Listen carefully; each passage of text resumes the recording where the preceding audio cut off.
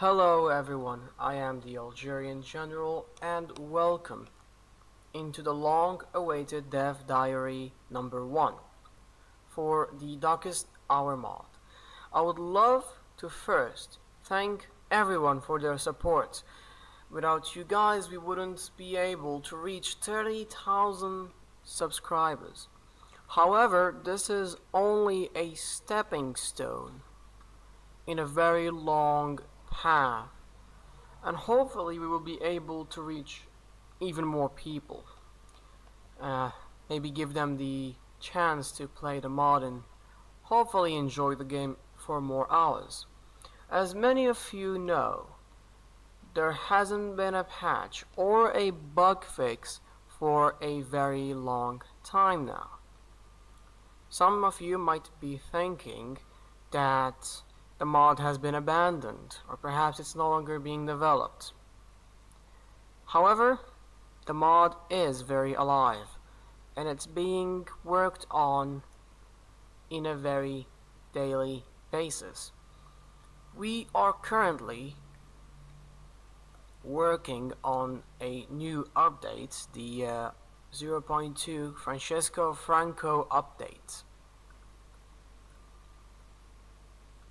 Now, as you might have concluded from the update's name, the update will be focusing on the Spanish Civil War. In vanilla, the Spanish Civil War is somewhat far from being historical and realistic. So we decided to first work on the 1936 elections for Spain. Of course, there's also the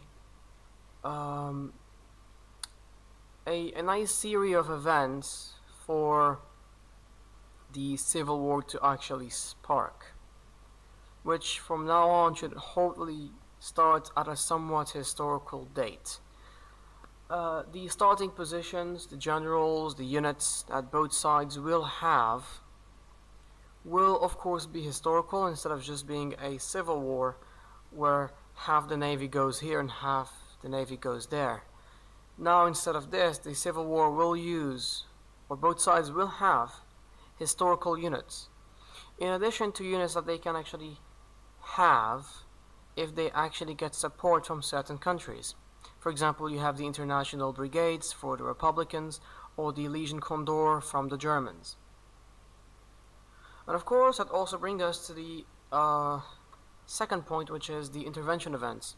For not just the countries that did intervene, but also countries that could have intervened, such as the United Kingdom and France. Of course, the AI will usually take the historical path, but we would love to give the player the option to intervene, of course at a somewhat high cost in terms of neutrality. Of course, these events will be custom made with custom effects for, well, each country. For example, Germany could eventually send in the Condor Legion Air Wing to support the nationalists in their advance, either of course in the Madrid campaign or the Catalonian campaign. And in return, of course, after the war is over, they get their planes back and some air experience from it, which will hopefully be helpful for the Germans to get some new variants, especially for their close air support aircrafts, like they did historically. But of course, I would not love to go much in depth about the Spanish Civil War, as it is a work in progress currently. Let alone, in this Dev Diary, I will only address the main features, and I won't go into the details. Those of course will be left for other Dev Diaries. So besides the Spanish Civil War, we have also made a new naval tech tree. Now first, the naval tab has been split into two. You have the screen ships, so destroyers, cruisers and submarines, and you have capitals or capital ships, so battlecruisers, battleships, and different kinds of aircraft carriers. And yes, this is right, we have new types of aircraft carriers into the mod. CVLs or light carriers, and CVEs or escort carriers. Of course, each of them will have its own perks and weaknesses, shall we say. As for the naval tree itself, it is of course expanded both in the future and in the past. So it now goes from 1885, yep, that's right, 1885 till 1962. And hopefully this will give the naval warfare a bit of the depth that it is currently missing from vanilla. Of course, you will see minor countries having somewhat old and obsolete navies, while the majors, of course, will have more recent designs for their ships. And of course, this will lead into more realistic and accurate results for naval battles, which of course will also be rebalanced in a way that will make confrontation between two big navies very unlikely. So it's more like a hit and run kind of scenarios, which of course was the main doctrine of the whole fleet in being doctrine. So basically you send your navy to scare off the enemy, and they send their navy too to scare your navy off. So encounters or naval battles will very rarely happen. Of course, naval bombers will also be buffed and debuffed. So for example, you cannot just spam naval bombers and end up sinking the entire enemy fleet. Of course, the naval AA systems can easily take down your naval bombers, since they have been, well, somewhat changed. As you could have seen in the air tech tree, the naval bombers now are no longer those small torpedo bombers. They are much larger, like the Focke-Wulf 200C Condor, for example, or the PBI Catalina. However, torpedo bombers are available. They're basically the carrier variant of the naval bombers. So you will have things like the, I'm not really familiar with the torpedo bombers, but maybe something like the Swordfish and so on. And of course, by default, they will all be carrier-able aircrafts. There has been, of course, other changes to the air tech tree. So, two new aircraft has been added. You have the close air supports for 1933 and interceptors for the year 1933. Of course, naval and aerial order of battles are currently being worked on to reflect these changes. So some countries of course might receive new ships which have been basically obsolete, thus not added in vanilla, or they might receive new ships that, well, they could have been added by Paradox, but for some reason they were deleted. I honestly don't know why, but these naval order of battles are now much more accurate and historical than they were. Besides that, this is, I guess, all when it comes to the naval stuff and the air tech tree changes. And of course, one of the biggest changes is the inner politics, which of course goes into three parts: ideologies, political and random events, and ministers. So we're going to go into each one of them in more detail, of course, in the next Dev Diary, hopefully.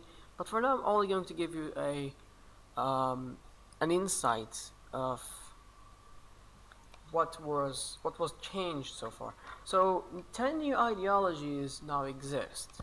It goes from National Socialism, Fascism, Paternal Autocracy, Social Liberalism, Social Conservatism, Social Democrats, Market Liberals, Stalinists, Leninists, and left-wing radicals.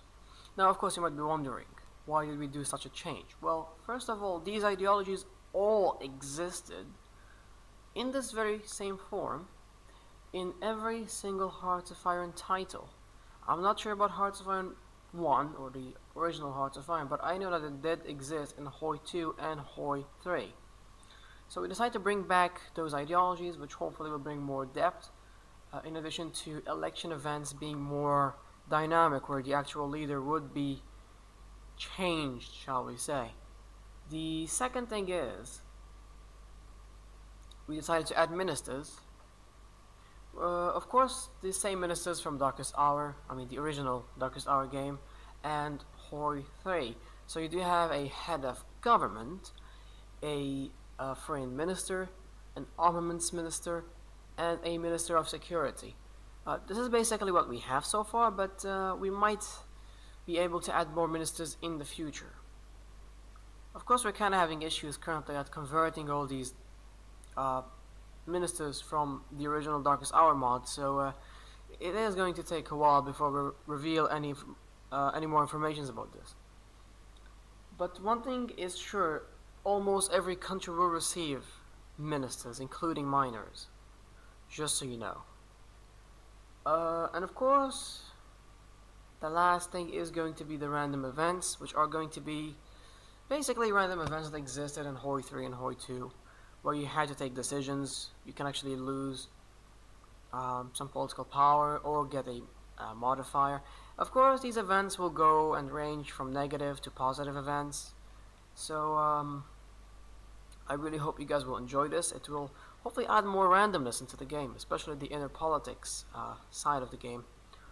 And of course, we also have one of the things that people have been waiting for and have been requesting a lot was the custom surrender events from the original Darkest Hour mod. So think similar to the bitter peace between the Soviet Union and Germany. And of course, we're gonna add our own, such as the Jewel Voice, which is basically the surrender event for Japan. There's also going to be the Lost Hope, which is the surrender event for the United States. The Crumbling Empire, the surrender events for the United Kingdom. And maybe the Red Dawn, which is the surrender events for the United States to the commies. It could be the Soviets, it could be PRC.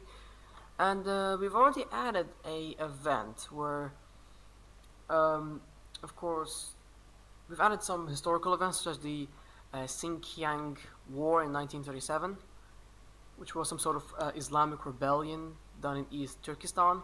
It's gonna be very interesting, I guess, just to add more flavor and add more action in the Far East. But besides that, there won't be, unfortunately, any focus trees in this update. And of course, this goes to a very simple reason that this update is already big enough. Adding new ideologies means that we will have to revise every single country, every single event, and every single focus tree. So this is already going to take a very long while.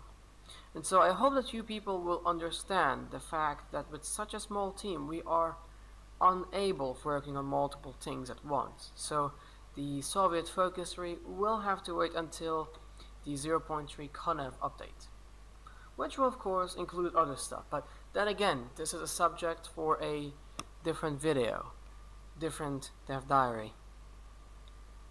I believe this is all for this one.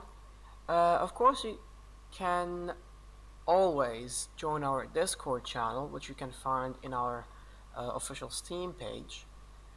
You'll probably find me there 24/7, so you'll be able to ask me something if you have any questions, and I'll be able and gladly able to answer your questions. Of course, you can also give us some suggestions, or maybe even offer your services to help us out. Also, don't forget to follow us on Twitter. The our Twitter account should actually show up now on the screen. This was the Algerian General. Have a wonderful day, everyone.